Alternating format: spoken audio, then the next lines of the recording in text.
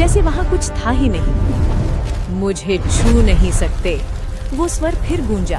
भगवान विष्णु ने सुदर्शन चक्र चलाया, लेकिन चक्र उस छाया के पास पहुंचते ही रुक गया और धीरे धीरे टूटने लगा।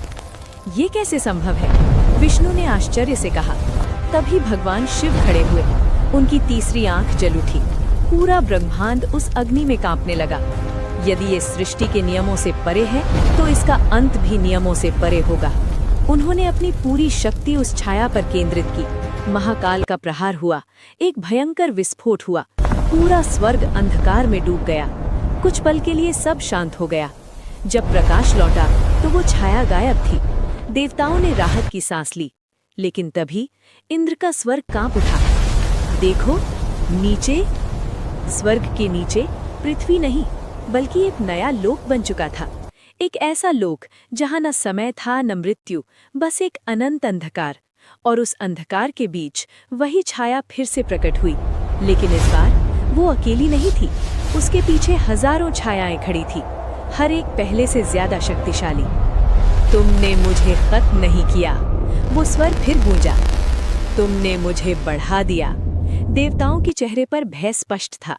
भगवान शिव ने गंभीर स्वर में कहा, ये युद्ध अब स्वर्ग तक सीमित नहीं रहेगा। भगवान विष्णु ने जोड़ा, ये पूरे ब्रह्मांड को निगल सकता है। माता दुर्गा ने अपने शस्त्र उठाए, तो हमें भी अपनी सीमाओं से परे जाना होगा। तभी भगवान ब्रह्मा ने एक रहस्य बताया। एक शक्ति है जो इस अंधकार को रोक सकती है। सभी देवता उनकी ओर देखने लगे, लेकिन वो शक्ति इस ब्रह्मांड में नहीं है। तो कहाँ है? इंद्र ने पूछा। ब्रह्मा ने गहरी सांस ली। वो शक्ति उस लोक में है जहां से ये छाया आई है। ये सुनते ही सब स्तब्ध रह गए। भगवान शिव ने आंखें बंद की और एक निर्णय लिया, तो हमें उसी लोक में जाना होगा। भगवान विष्णु ने सिर हिलाया, लेकिन वहां जाने का मतलब है अपने अस्तित्व को जोखिम में डालना। माता काली मुस्कुराई।